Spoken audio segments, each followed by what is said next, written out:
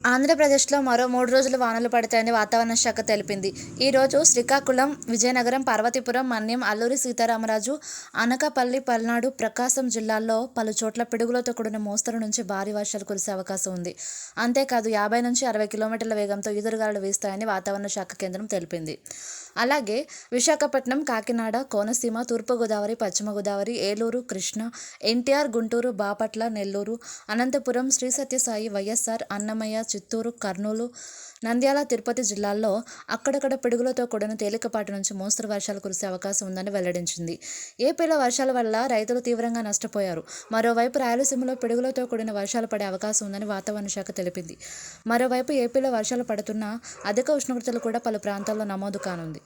ఏపీలో వర్షాల వల్ల పలు ప్రాంతాల్లో ఈదురుగాలులు వీస్తున్నాయని, ఇంకోవైపు గాలి దుమారానికి కొన్ని చోట్ల ఇంటిపై కప్పులు విరిగిపోయాయి.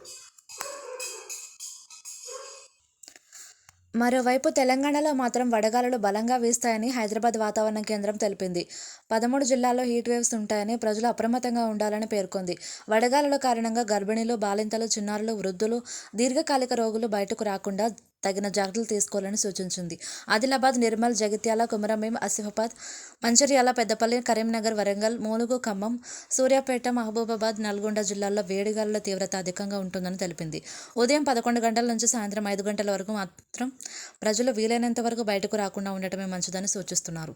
మరికొన్ని చోట్ల తేలికపాటి నుంచి మోస్తరు వర్షాలు పడతాయని కూడా వాతావరణ శాఖ వెల్లడించింది.